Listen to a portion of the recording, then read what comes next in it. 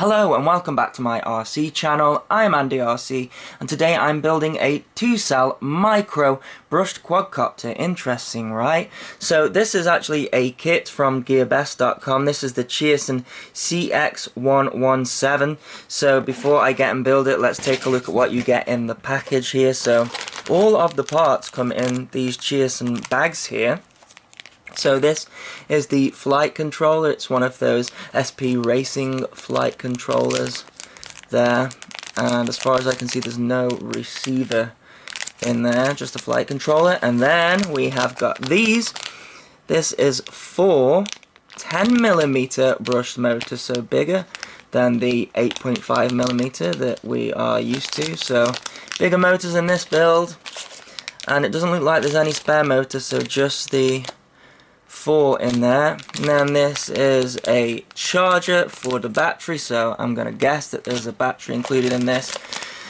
And then we have got a set of red 3-leaf propellers. That's interesting, isn't it? So I have to try those out, because previously 3-leaf propellers have not worked well on brushed quadcopters. So let's see how those perform.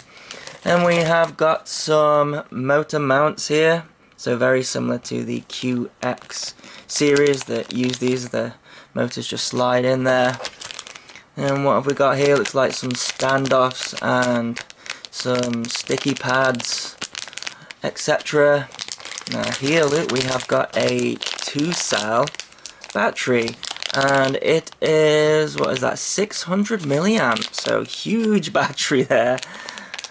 And we have the frame under here as well. So all comes again in this Cheerson packaging there. Quite a big frame actually, 117mm I'm gonna guess, with it being called the 117. And then we have got the camera here. So this is the FX798T as well, so all in one camera. So I'm going to have to add a receiver, so I'm going to use one of these little S-Bus receivers, the same one that comes with the QX series quadcopters.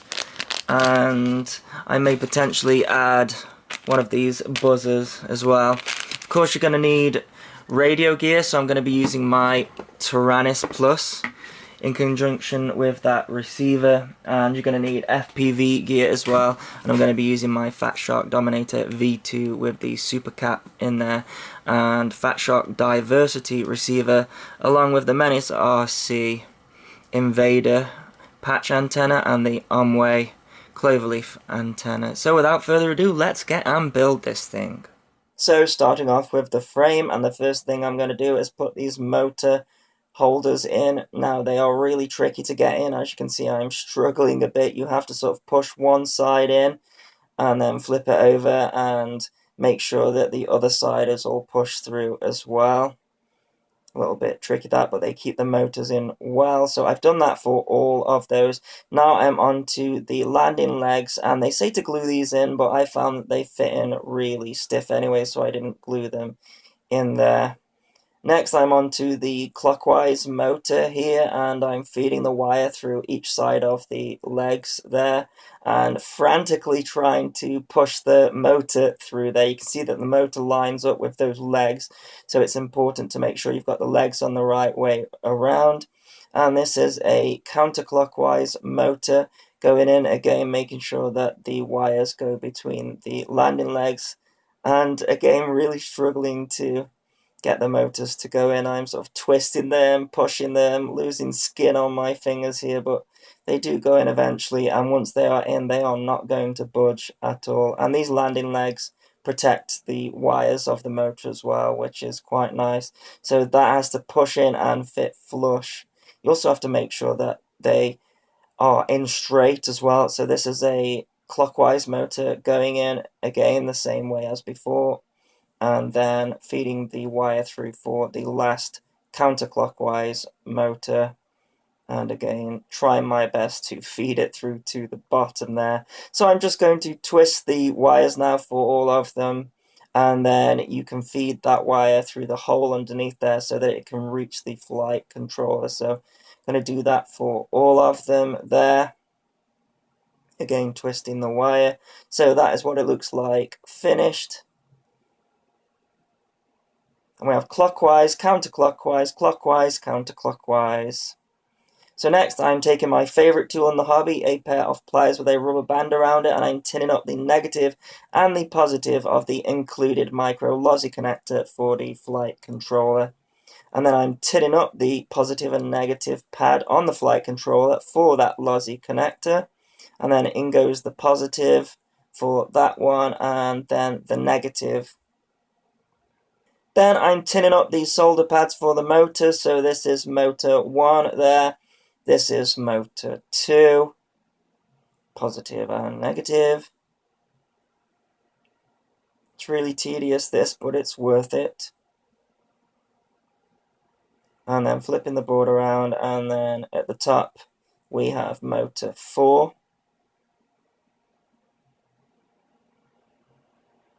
Again, making sure that I'm not bridging any of the solder pads. Very tricky at this size. And then we have motor 3 here as well. If you do bridge any of them, just dab it with the soldering iron and it usually unbridges. So this is the solder pads for the UR2 for the receiver. Now I'm tinning up these 3 here, but you need to tin up the last one. The instructions are wrong. I'll talk more on that later. And this is the positive and negative for the camera. Of course, this is running 2 cells, so we need to run it off the 5-volt out on the flight controller. Now this is the receiver here, so just tinning up those pads for the positive, negative, and also the signal as well. And I'll show you the order. So this is the negative wire going in. These wires are so tiny, I didn't tin them up, otherwise they would destroy the outer casing. This is the positive going in, and then the signal. So I'm taking the included heat shrink for this receiver and using a candle lighter to shrink that down. And then I'm soldering in the negative of the receiver and then the positive. However, the instructions are incorrect for the signal, and that's going into the 3rd pin there, but I'll just overlay something over the top there because it actually needs to go in the 4th pin and not the 3rd for this S-bus receiver. Now I'm putting my buzzer in. The longest leg is the positive and the shortest one is the negative, and I'm soldering that direct to save weight, and that will fit in nicely on this frame.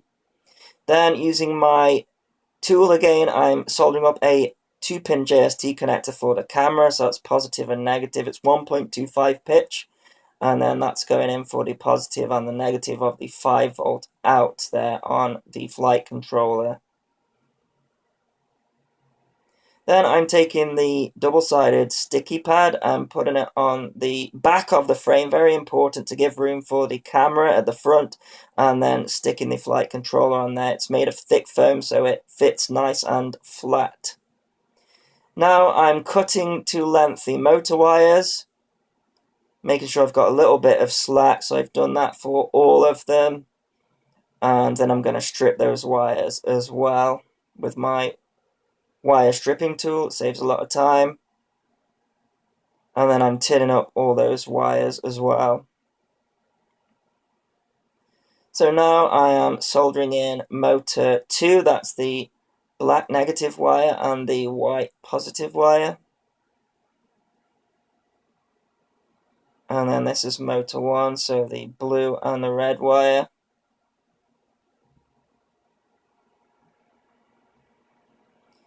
And then this is motor 3, the white and the black wire.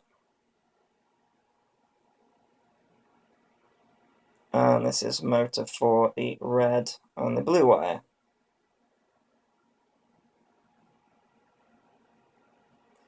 Okay, now I am shorting the 2S pad, which is important.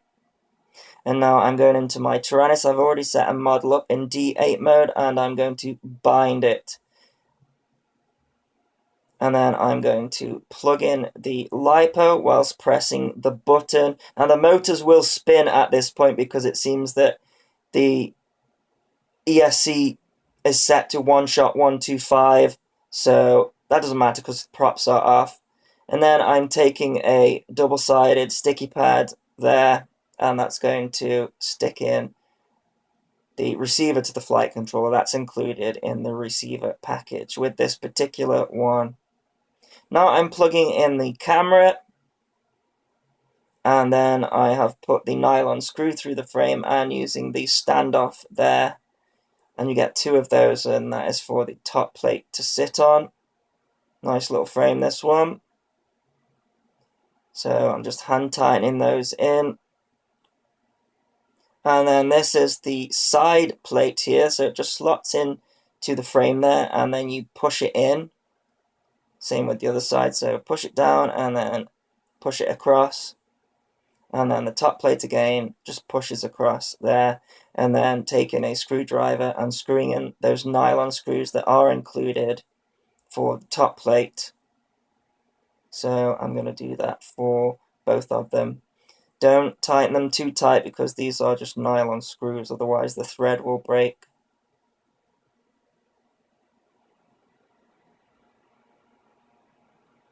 Next, I'm taking the sticky pad for the camera. Now, they recommend that you put a band around this as well, but I found it to be rock solid, so I'm not going to do that. I'm just sticking the camera in there. And then these are really nice. These are little rubber pads to stop your battery from moving. Every micro needs one of these, or 2 of these in this case. So it just sticks there at the bottom of the frame. And then I'm taking a rubber band, and that just fits around the standoffs here. And the 2S battery sits very nicely underneath there.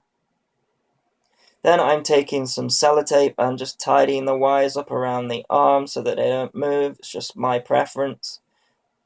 I'm doing that for all of the arms there.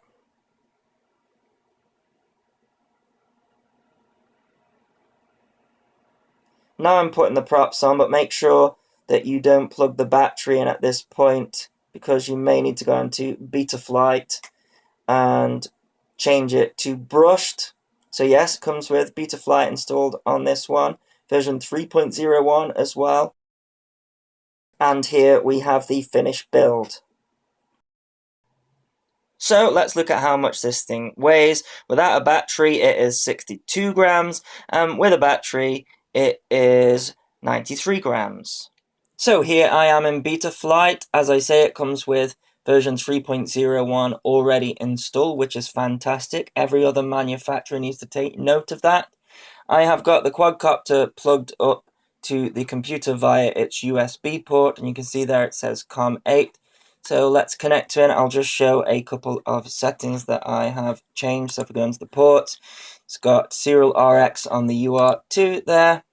So quad X standard. Now, this is what I had to change. This was set to one shot 125, which was pretty much the only setting that was incorrect. But of course, when you plug your battery in, the motors start running, so make sure that you don't do that if you've got the propellers on. Or maybe that was just my version, maybe they didn't change the setting and they should have. I've got motor stop turned off, and I've also got the minimum throttle set pretty low at 1025, but that's where it's sat, so that is the setting that I put on there. Maximum throttle at 2000, which is correct. No board orientation correction there. And I've got the VBAT enabled down here for my beeper. I have got the warning cell voltage a little bit lower than usual because it's just a 2-cell. I've got that at 3.2 and the minimum cell voltage at 3. That should be okay. Then for my S-Bus receiver, I've got RX serial selected here and then S-Bus down here as well. And then everything down here I just kept as standard. Don't have air mode on. I'm not a big fan of air mode. I don't like how slowly the quadcopter descends in air mode. So I'm in expert mode here, so I'll just show you the failsafe. It is set to drop. PID tuning. Now this is just a standard tune that I have put on for now. It might not fly very good with this. This is the first ever 2-cell brushed model that I have flown, so I'm going to start off with this and see how I get on. And I've got the Super 8 at 0.8, which is my normal setting, and then everything else down here is just standard settings here. I've got my angle at 50. Some people say that that's a little bit too aggressive, but I like it at that for me personally. Onto receiver, so because I'm using the Taranis, I'm on TAER here, and everything's working fine. I've got 3 auxiliaries, so one is for arming on a 2-position switch for auxiliary 2.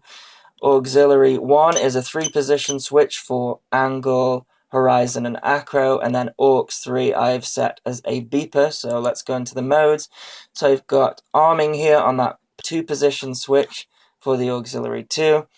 I've got angle and horizon and acro on that 3-position switch. Then the beeper will go off every time I change that, and then down to beeper here, you can see that's what happens when I select that. So that's pretty much everything. I'll just go into the CLI here and show you the version number. So you can see there 3.01 SP Racing F3 Evo. So that is all my settings in Betaflight. Let's go and take it for a fly. So starting off in angle mode, let's arm this and take it for a fly.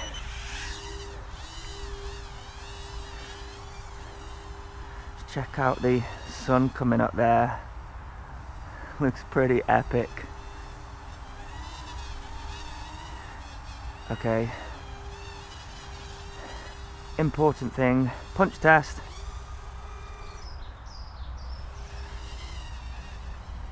Now, it's definitely not as impressive as those Spintech motors on the 1 cell. However, it's no slouch either. Let's try that again. Not bad.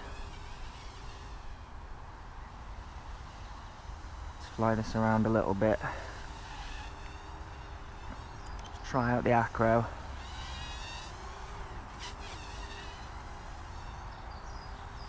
Seems quite snappy. Oh, I think the tune might be alright on this one. Go for the backflip.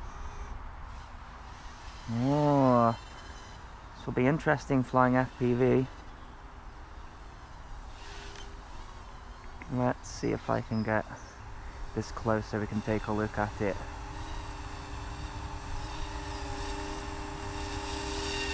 That sun looks pretty epic. But straight away I'd say definitely not as much punch as the recent build that I did with the Rotorius FPV frame, the CX-117, and also the Spintech 8mm motors. But I would say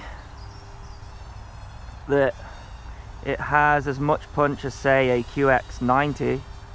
I'd say a bit more than that. Definitely more than that.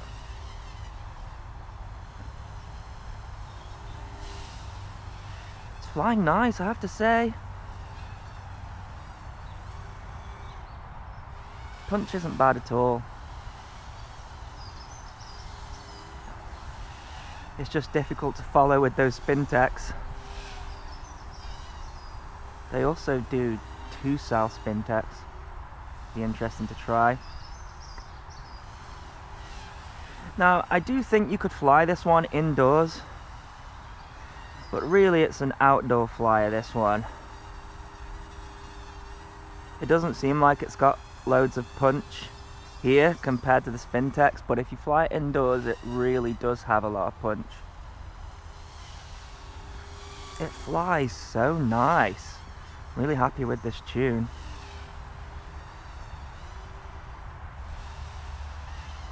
So you have to remember with 2S, it's got to haul double the battery weight. So it's a 600 milliamp battery. Might do better with a slightly smaller battery, maybe 350 milliamp.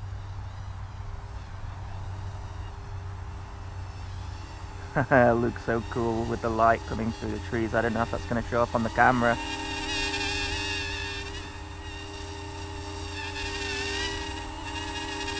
Okay, let's come in for a landing.